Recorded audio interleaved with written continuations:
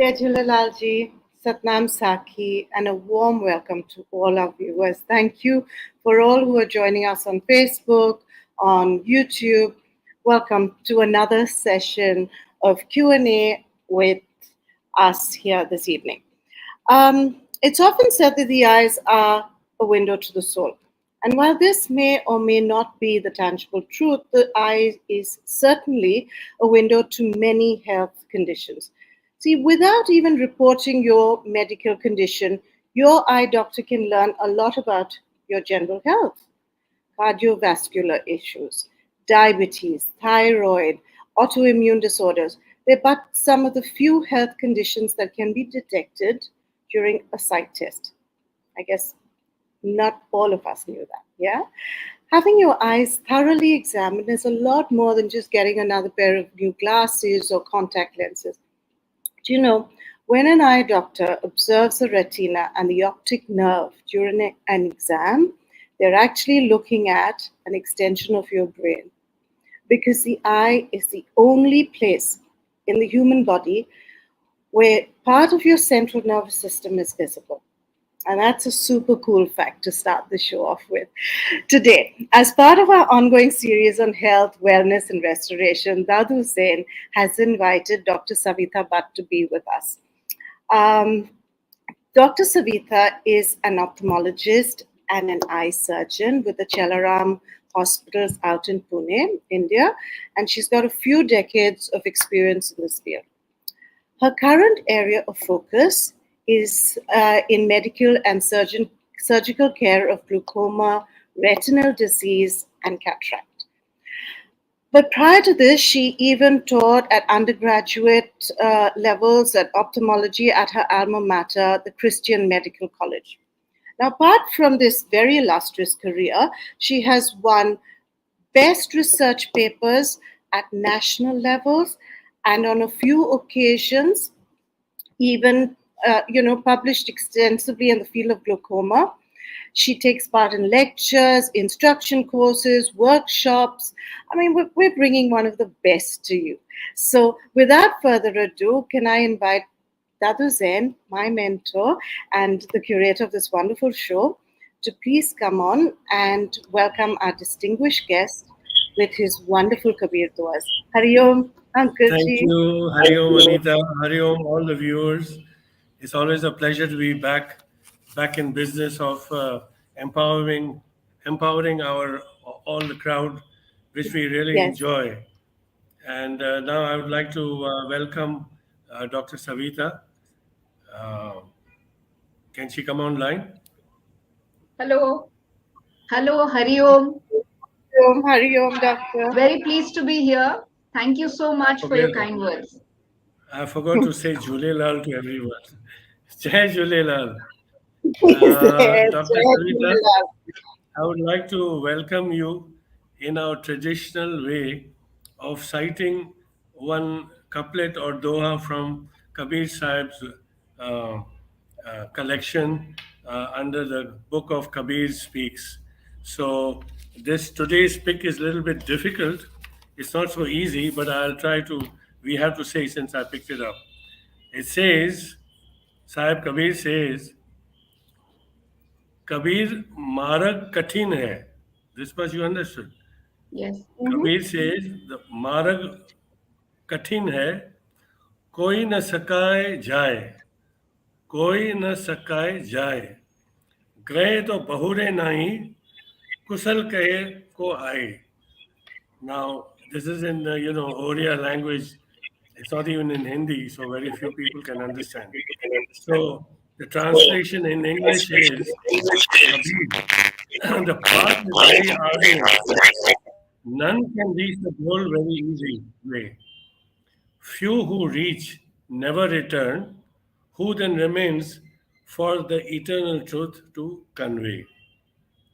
So what he's trying to say in this, that he's cautioning us that the path of salvation is very, very difficult. Not so easy just by crying or praying or something. It's very arduous. And no one can reach the goal so easily. And those who manage, one in a million perhaps, once they reach the goal of realization, never return to convey their realization so easily. So we are on our own. So let's work on it. So before we start the question answers, I will request you to please educate us and the viewers regarding the I before we can feel confident Right. to ask you questions.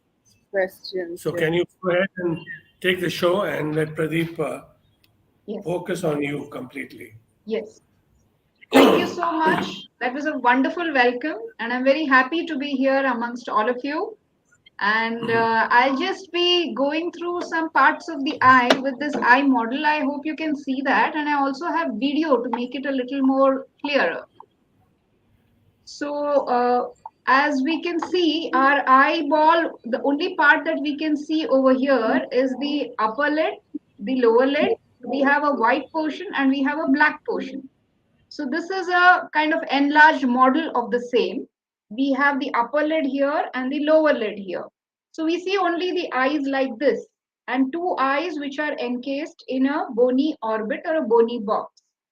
So, if this is how the eye appears, and we can go through the cross section of the eyeball, which is functioning like a camera. That is only so much of the eye.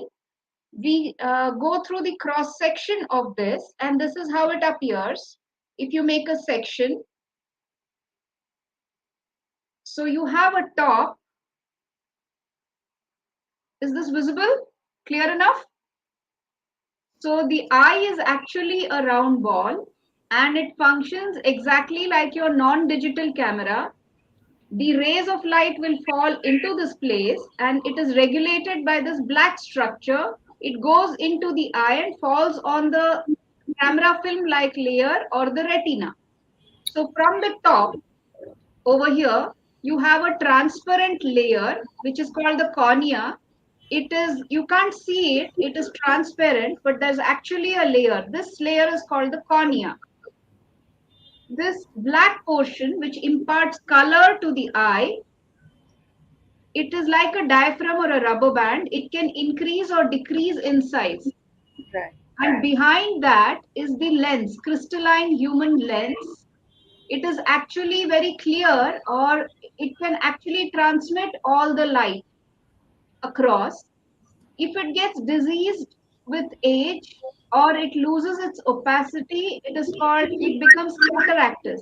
And that is when you undergo the most common eye disease or the cataract surgery. Behind this is a jelly-like portion, not visible over here. It is a clear jelly-like portion. And behind that, what you can see, the orange-red portion over here is the retina or the back of the eye. So sandwiched between the retina and the white portion is a pink layer which is full of blood vessels, and that is the one which nourishes the eye. The color of the eye is in continuation to this pink portion forward over here. I won't go through the technical names. This entire eyeball is connected by means of a bunch of nerves out here, over here, and this is what we call it as optic nerve. Now I'll just go through my presentation.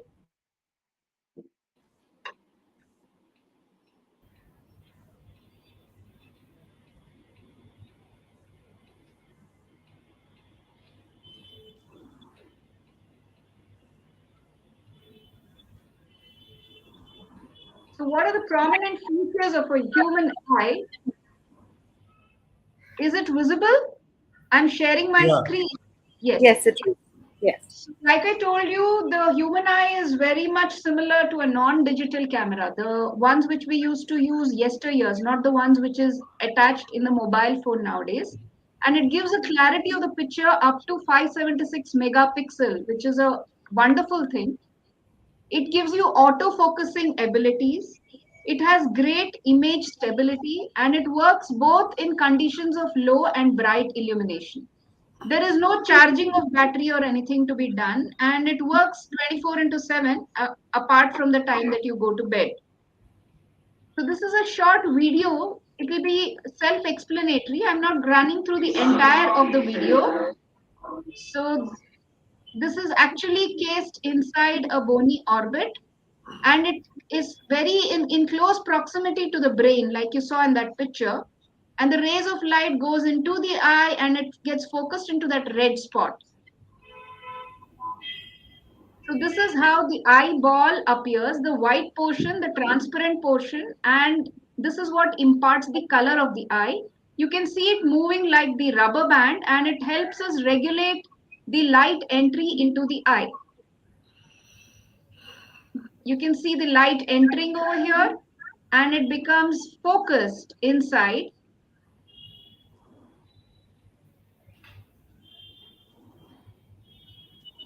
So these are parts of the eye. Now the entire eyeball, which I was speaking to you, this one which I showed you on the 3D model, it is encased in a bony orbit. The eye is a very tender and a very precious organ. Without that, we can't do any kind of work. We can't see, and that is the one basic sensual organ that we have. So it is protected all around by a bony case, which is called a bone box or the orbit. In order to move the eye around, I'm not able to continue my slides. Yeah. So in order to move the eye all around, we have something called extraocular muscles. These are muscle attachments on the white portion of the eye. And why I have shown you this particular slide is if you have thyroid disease, you get diseases which come around the eyeball inside the orbit. You can have lid problems, you can have pushing of the eye more forward in thyroid disease, and other diseases also can come, infections, etc., can come inside the eye, inside the orbit.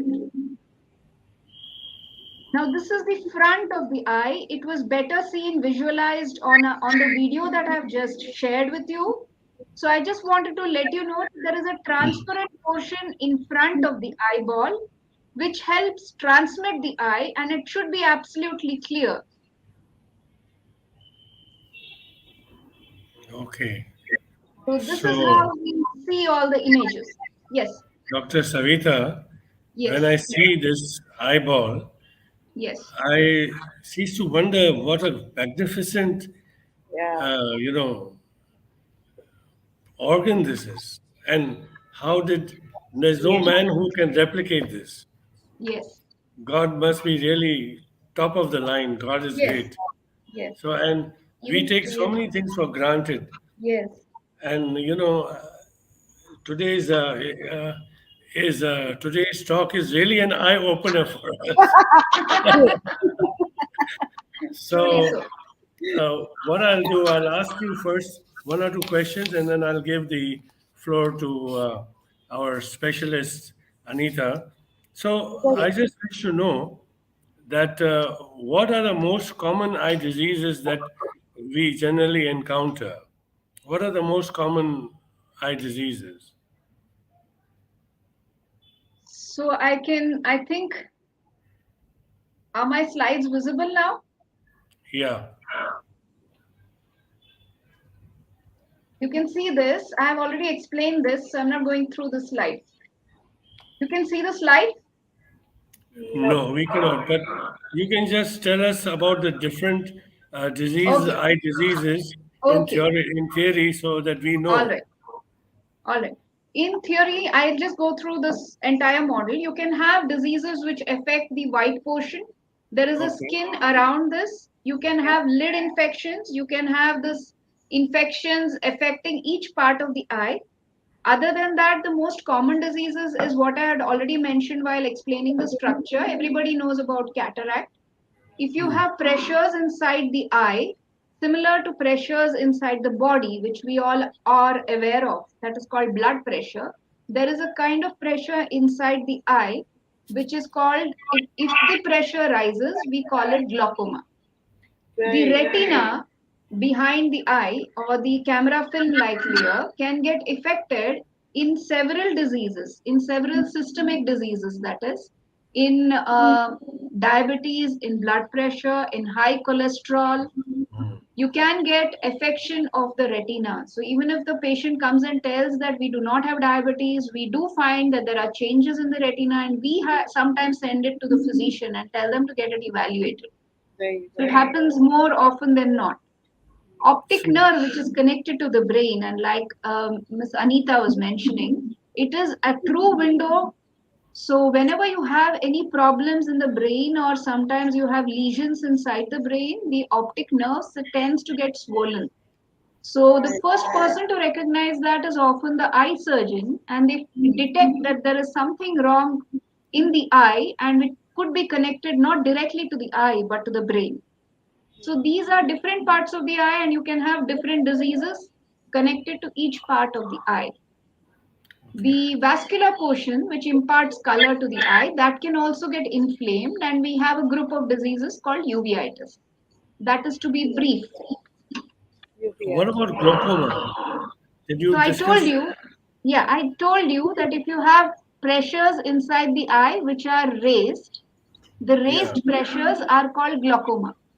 So I address that, saying that if you have eye pressures, the eye pressures are normally between 10 and 21 millimeters of mercury. Similar to the pressures inside the body, which people are aware of, there is a pressure inside the eye. If it goes higher beyond 21 millimeters of mercury, then we call it glaucoma. It just doesn't raise the eye pressure, it affects the optic nerve, and you lose your side vision, not the central vision. So the So, question is that how is okay. this pressure formed Yeah. and how is the pressure released? How? Okay, so I would like to show you a slide on that because that is a very self-explanatory one. So just like in a balloon, if you want a balloon to remain inflated, you should have Hmm. the air content inside the balloon to be constant, right? So Right. similarly, if you want to maintain the shape of this eyeball in a similar way, it requires some kind of a pressure inside the eye. That pressure is maintained because of, not because of air inside the eye, but in the front portion of the eye you have a structure. Yeah, in the front portion of the eye, Hmm. in this area between the lens and this one which imparts the iris, the one which imparts color to the eye, there is a fluid circulation. This fluid tends to form over here between the lens and the iris, and it gets drained between the cornea and the iris. There is a constant flow of fluid. It comes between the lens and the iris and gets drained into the cornea and the iris. The angle of the eye is the structure between the cornea and the iris.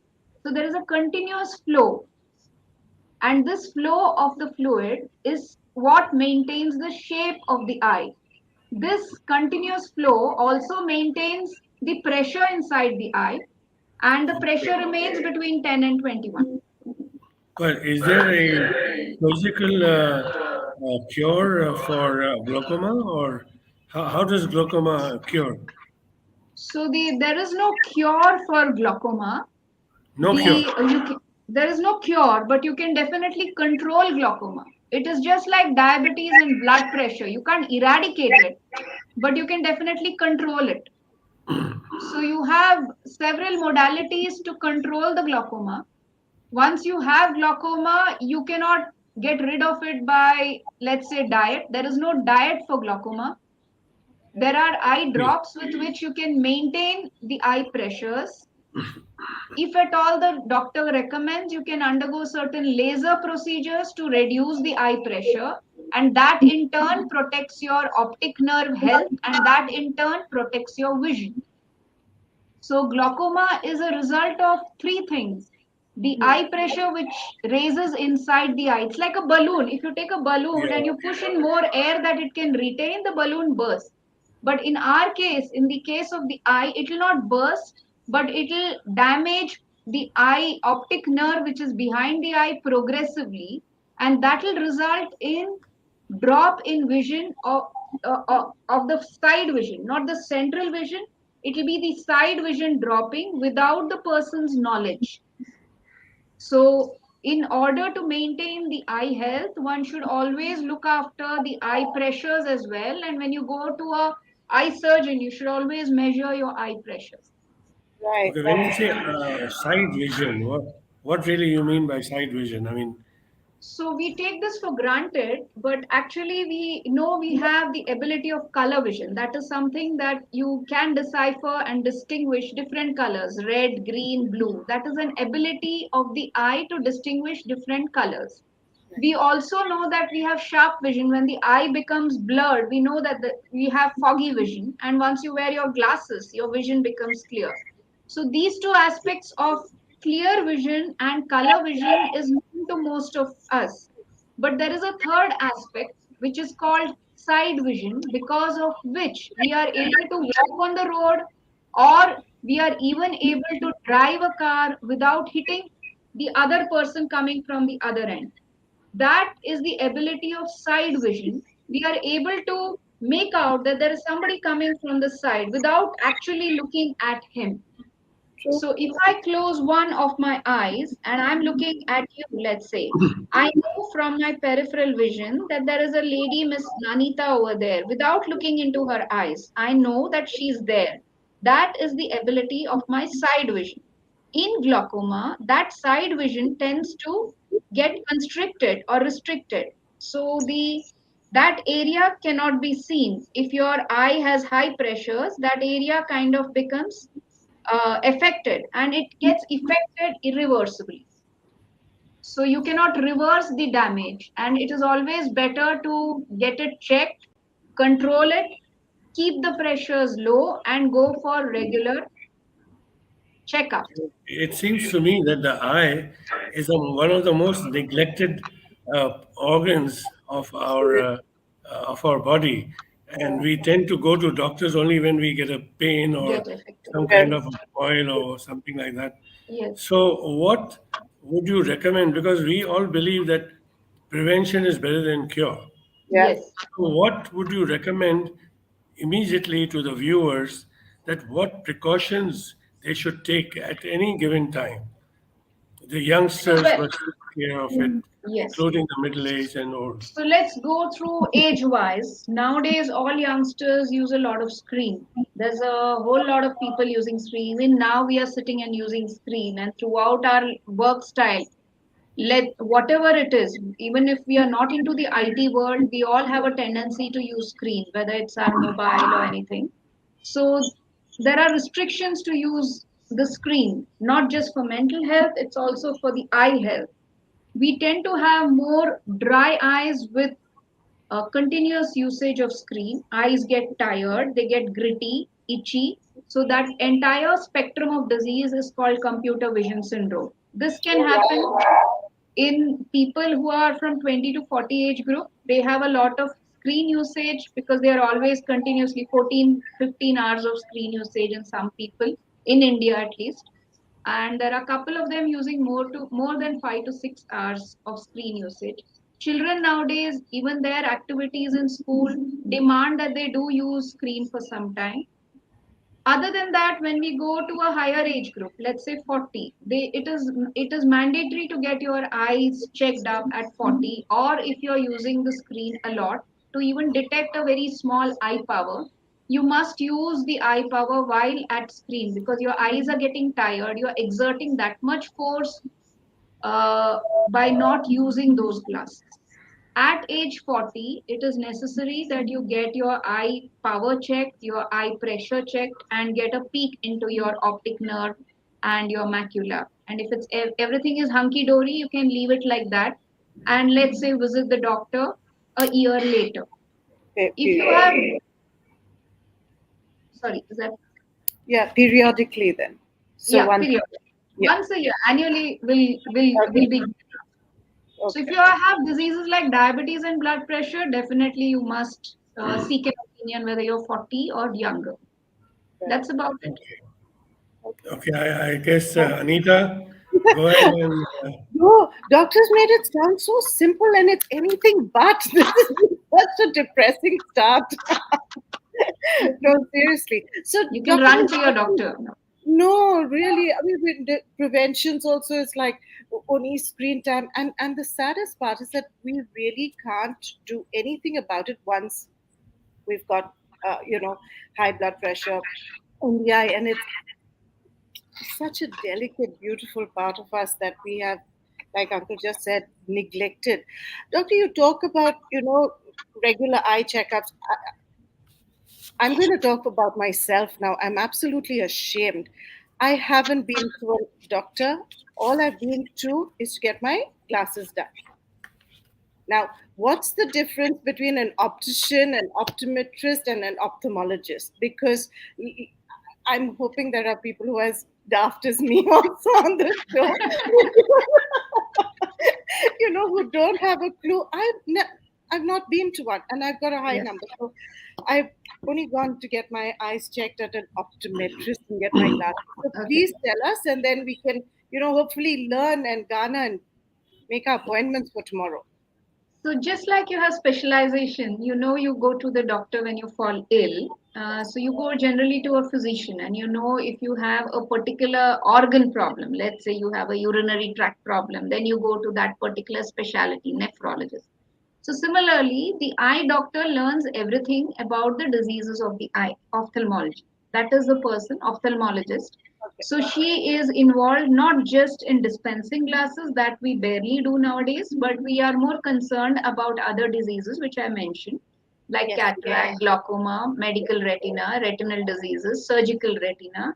And if you want to get rid of your glasses, there are people who do refractive surgery. That is on that transparent layer which I showed you. I purposely Right. showed you and highlighted that because that is where you operate if you want to get rid of the glasses. Now, that is as far as the ophthalmologist is concerned. Yeah. Optician is anybody who is into business of dispensing glasses. He need not be a qualified optometrist alone. He's just Ah, working with dispensing of glasses. So he has got an optical shop.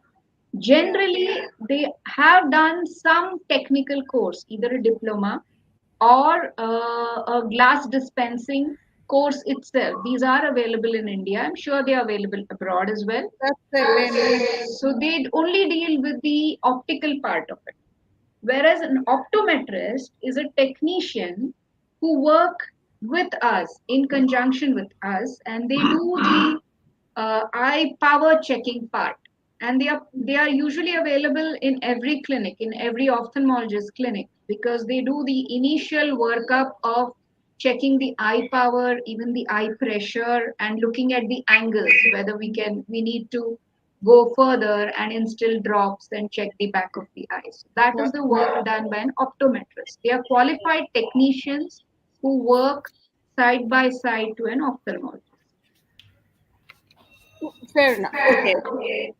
I'm actually running through the information that you just gave us as well, because there were a couple of questions from our viewers, and one of them was particularly a mother who was very concerned about, children and their screen time. Apart from us actually being better parents and, putting our foot down, really, is there anything you would um,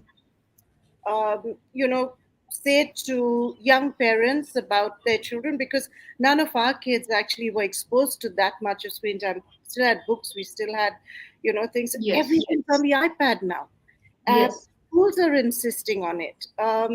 So how we okay to say we can't limit would be, being a little harsh, but it honestly is difficult now.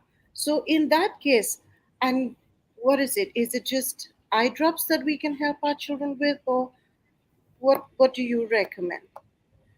So I agree with you completely that in your era or when we were younger, there was not so much exposure to screen. In fact, screen did Correct. not exist other than television screens TV. in our house. Correct. And that Exactly. too was limited because we had only one national program, or you No had more to choose. choice. There was not much of a choice. Yes. But Yes. nowadays, especially because of the pandemic, people have got locked down in their houses and they have been forced to look at screens which are very close to their eyes. Mm-hmm. And the eyes do not exercise anything which requires a far or a vision at a long distance. In fact, in computer vision syndrome, we tell people that there is a 20-20-20 rule. So the 20-20-20 rule is nothing but after watching screen for 20 minutes, you're supposed to Okay. take a break of 2 to 3 minutes. Now, can you Oh, imagine a person working with computers for a very long time? let's say 5 to 6 hours or even the entire day at the screen. So there are a couple of international studies, but they are not standardized. This has happened in China and Japan. They have seen that as the growth of skyscrapers, there was more limited space for children to actually go out and play. And they found that there was an increase in minus power, that is short sightedness in children. The same has been found after the pandemic, that lot of children, though their parents do not have glasses or any minus power, they have found that there lots of people have found their children having coming up with minus power, especially after these 2 years of pandemic.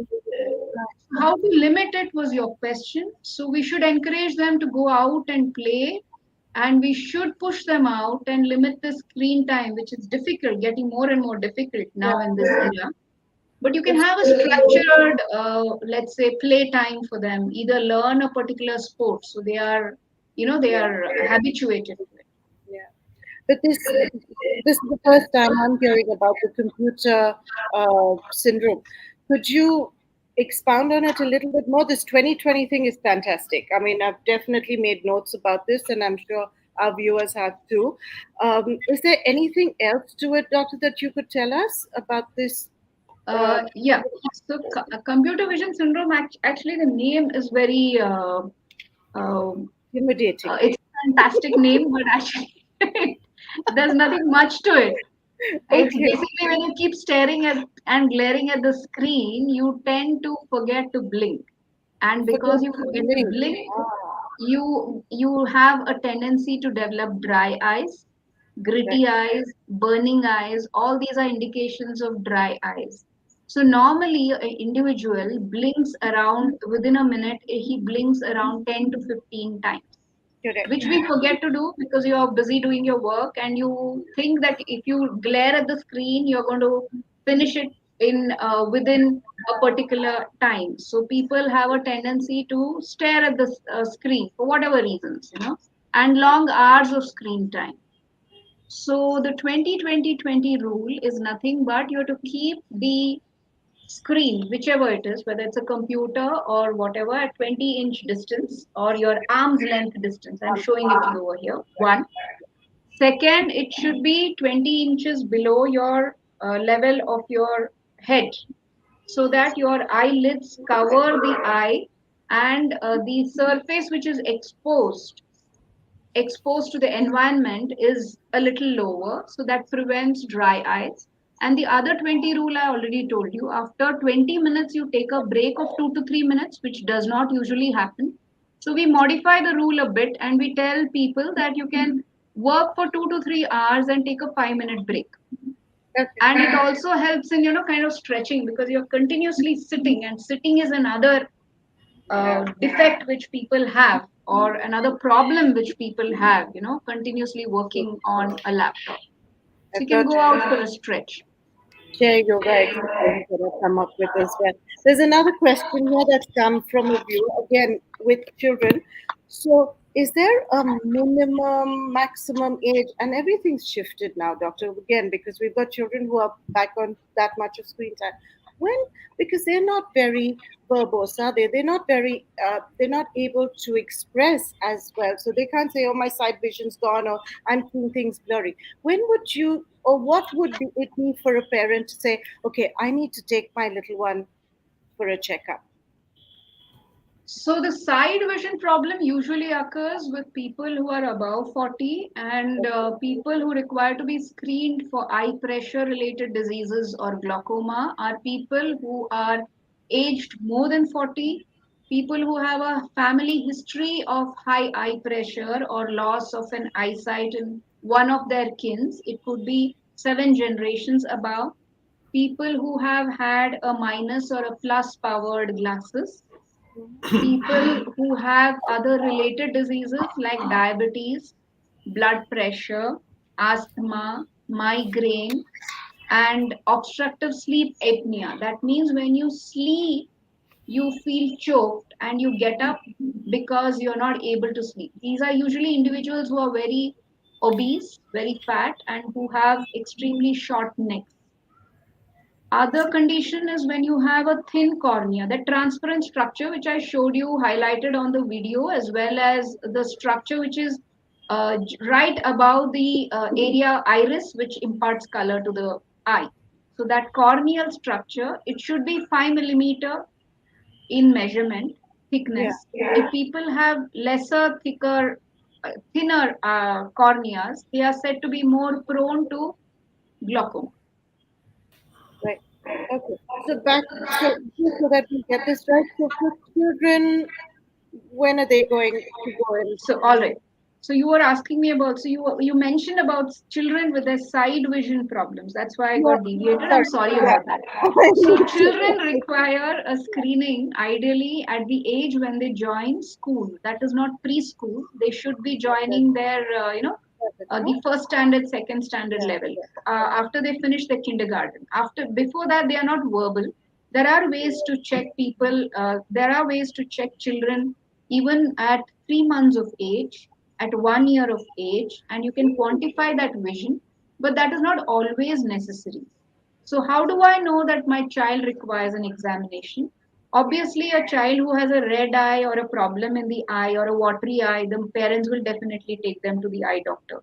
Other than that, if both the eyeballs, like you see the black of the eye, is not symmetrical, then you require to show it to the doctor Very good. because you must be seeing some squint of the eye. That's called squint and strabismus in medical language, or squinting of the eye. That is very important because if one eye is closer to the nose or inwards, that particular eye may be having a higher plus power, and the vision may be impaired in that particular eye and needs to be corrected Okay. very early. The other aspect is if your child, if the newborn is a preterm birth, then your doctor he herself will recommend that you require to screen the retina. Other conditions, if you have diabetes, blood pressure in a young age, which is very rare but can happen Yes, with it is. changing lifestyles, Yeah, yeah. and you require an eye checkup then. If you have increased screen time, I would recommend every child to undergo yearly eye checkups Also, after yearly. they are 6 years of age, just Okay. before they enter the next academic year to school. Okay. That's very helpful. I have in my notes something, Doctor. I'm sure we've touched on it, but I'll just reiterate and so that I can, you know. So we've got high blood sugar, blood pressure. These we've established negatively impact our eye health. Okay. Is it enough that those afflicted keep taking just their regular BP medicine, or how else can they incorporate eye health into their regime? So you mentioned right at the beginning when Dadu Zen was with you was eye drops, which will be specific to that condition. Other than that, is there anything that people with these Uh, unfortunate yes, ailments be able yes. to incorporate? Yes. So people generally think that if I have a high blood sugar or a high blood pressure, it is only going to raise my blood pressure inside the body and it has no impact on the other structures in the body. But that is not so. If you have a high blood pressure, we most of us are aware that it can impact the brain if it is not under control. It can cause paralysis. It can also affect the kidney. Similarly, it can affect the eyes as well because the high blood pressure can kind of completely close down an artery or a blood vessel. Mm. And from there, you can have vision impairment. So, that is about blood pressure. Now, similarly, diabetes, which is a very common thing nowadays. So, diabetes people can have a affection of the back of the eye. The blood vessels of the eye can get involved in diabetes. The kidneys can get involved in diabetes, and Yeah, so also the blood vessels of your foot and hands can get involved in the diabetes. correct. So, any diabetic, despite the fact that he has good vision, should go to the doctor every year. So, Mm. you get just like I showed you on the 3D model, Yeah, the eyeball or the retina is a complete It's a film. It's a entire film over here. So the 6-6 vision will be over here at the center. But Yeah. all these areas can get impacted with diabetes, and you can see some red spots and things like that, or changes because of diabetes. And we recognize them earlier and tell the patients to come more often for follow up. And we guide them that you require to control your sugars or blood pressure and cholesterol, etc., depending on what their results are, so Right. that they can maintain that uh, uh, good eye health throughout their life. So that So is a way of basically, preventing further damage. further damage. This is what we have to really understand. That before we even get there, I'm not going to preach, but really, people, if, before you even get there, understand that these things are irreversible. And once you get there, it's just probably a slippery slope. So, um, this is the best thing is your diet, your nutrition. So, can we touch a little bit on this? Is there, like, have you ever had patients you come and agreed they'll be obviously treated by their own, you know, heart doctors and whatever else, but do you ever sit with them and give them diet lectures? Well, it is very commonly asked because a lot of parents, like I told you, parents come and tell me Mm, that they don't have glasses. Neither the father nor the mother have glasses, and the child has developed glasses, and it's solely right. because he doesn't like to eat his vegetables at all, Okay. uh, whatever the case may be, and they blame it because they don't eat their carrots and stuff like that. Yes. So at least India, and I'm sure abroad, all the cereals, whatever you buy, the rice, the wheat, whatever you buy, the government has made such provisions that they have something called a daily recommended allowance of vitamin A, D, and EK. So these Very are good. oil soluble vitamins which are already included. So we don't very often see vitamin deficiencies and such diseases. So for the eye health, there's no need to eat plenty of carrot. Whatever is required is already present in a balanced diet that you're already taking. And the power of the eye is solely because of the structure of the eye and certain habits, like if you're using too much of screen, which is prevalent now. It has got nothing to do with the kind of food that you Good. eat. Okay, so let's just touch on that what you just said. So you said it is, prevalent on the structure of the eye. We're only really focused on the screen thing. What else is there then, doctor, other than that? Other than screen time, what else is actually impacting the eyes? And not a genetic disease in terms of or diabetes, of course. Is there anything else that we're not aware of? Yes, there are a whole gamut of diseases. I've just touched upon things like diabetes, blood pressure, thyroid can again cause a lot of dry eyes, rheumatoid arthritis where you have joint problems that can affect the eyes in both the inflammation, that is that eyes which the color of the eye, the iris part that can get inflamed in rheumatoid arthritis, and people with rheumatoid arthritis can have very severe levels of dry eyes. There is no secretion, there is absolutely zero secretion of fluid or the tear film. Oh dear. So, this can be very annoying and it can be very disabling. The person is not able to read, keep her eyes open. I've seen very severe cases of rheumatoid arthritis, dry eyes problem. There is zero secretion, and the person keeps on putting drops every half an hour, 1 hour, or so. All this. Now, coming to the back of the eye, other than the systemic diseases like diabetes, blood pressure, etc., affecting the eye, you have something called age related macular degeneration. We've So, got a all question. the, I'm sorry. It's so Okay. interesting. And a question just popped up on this one for one of our Yeah, viewers. there was a pop-up of a question. I read that. Yeah. Yeah. So there is an entire gamut of diseases called age-related macular degeneration. Now, macula is nothing but the area where the rays of light come into a focus at the retina. There's one point where it comes to be focused. That area is called the macula. The center of it is called the fovea. Now, just like you have graying of the hair and you have wrinkles on your skin, the eye also starts aging. And this aging, unfortunately, occurs at the center of the eye, and that is called age related. Macula is the center of the eye, age related macular degeneration. Now we have two types in it. One is the dry type, where nothing much can be done. It is just a dry disease, and you do not have any, uh, it is not amenable to treatment, I would say. Oh, So this layer of the retina, it's actually a 10 layered sandwich, and there are 10 different layers at the back of the eye, and at the center there are refined areas and concentrated receptors which help in very focused vision.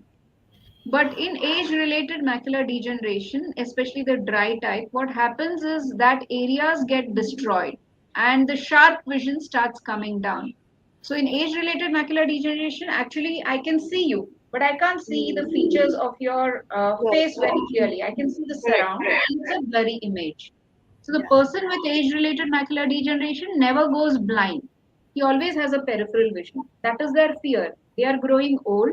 They don't want to be dependent on people, and they find that their vision is deteriorating. They are not able to do anything. They are not able to work. They are not able to read. So they feel very helpless.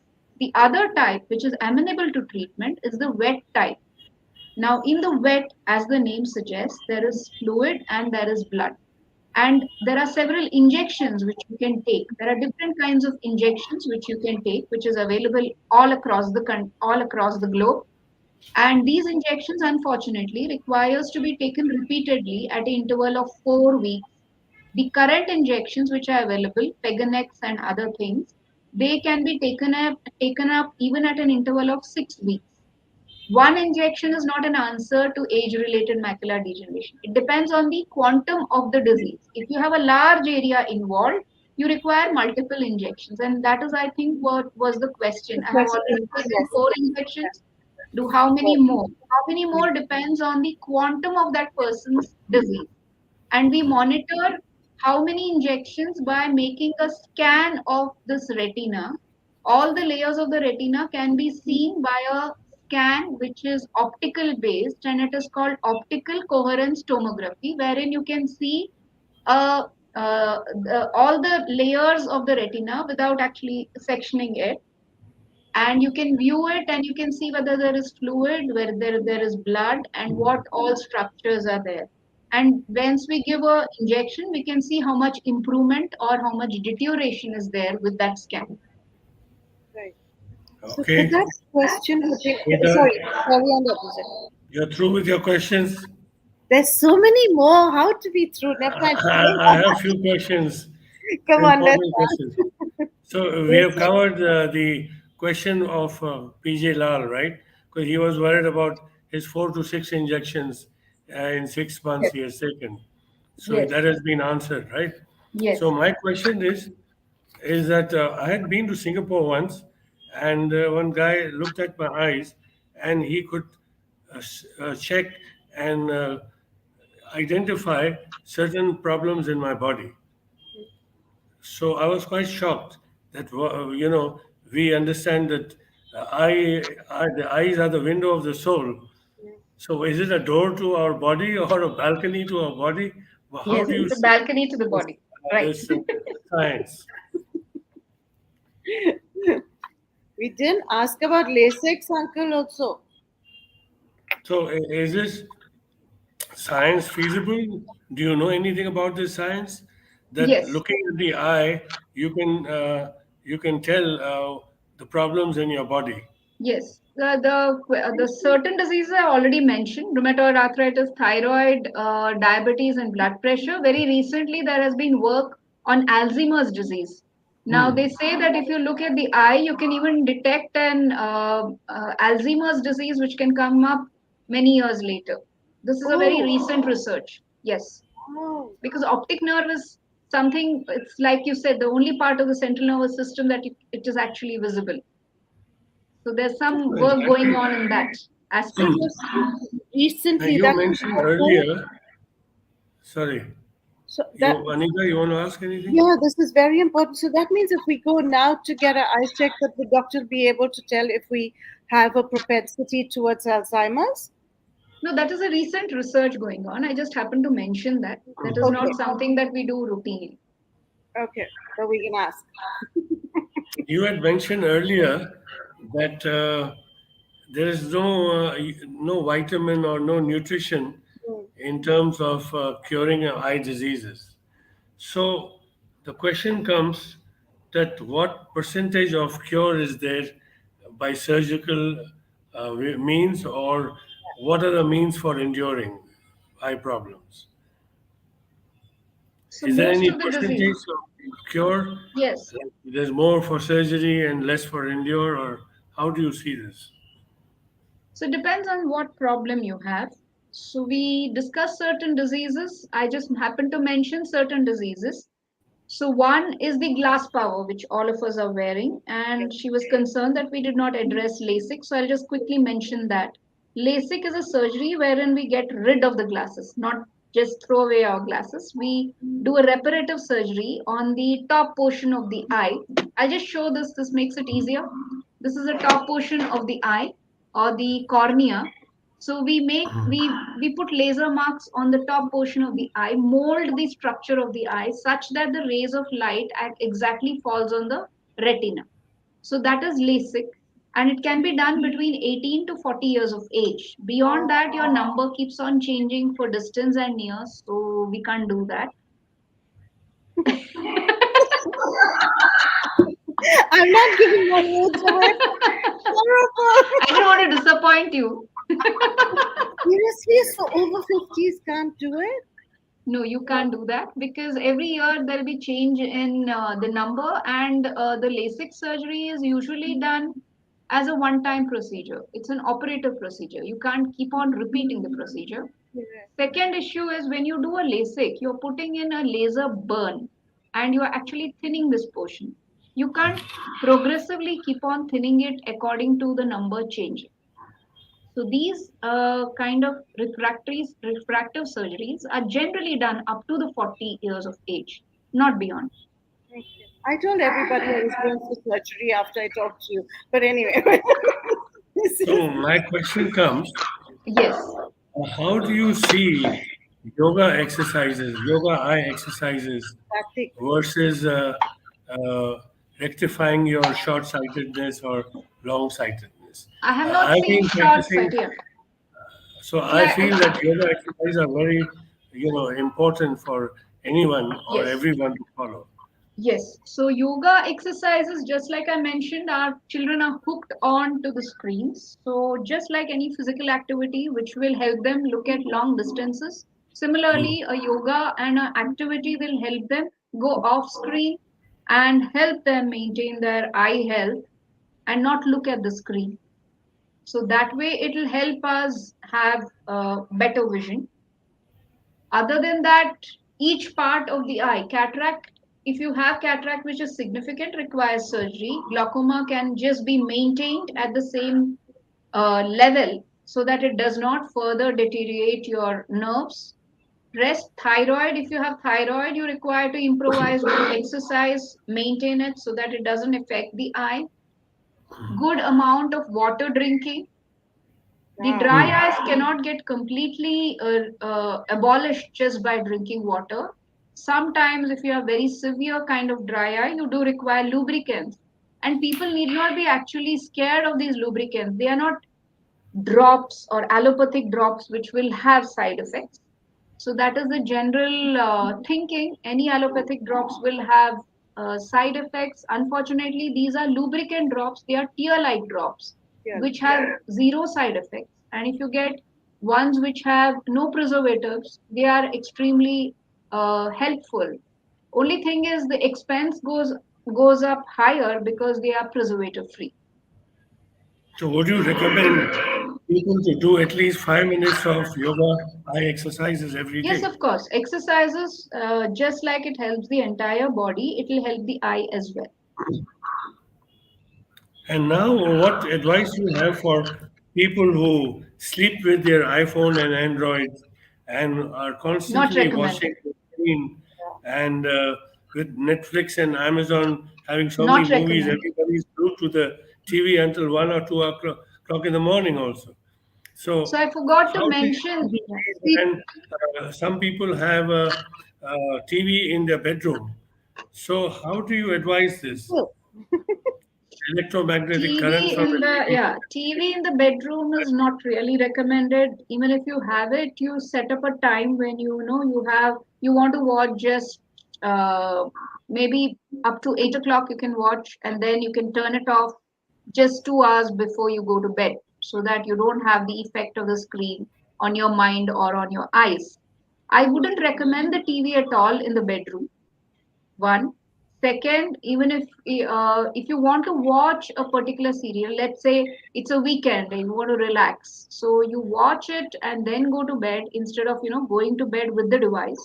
And always watch whatever you're watching on a larger screen.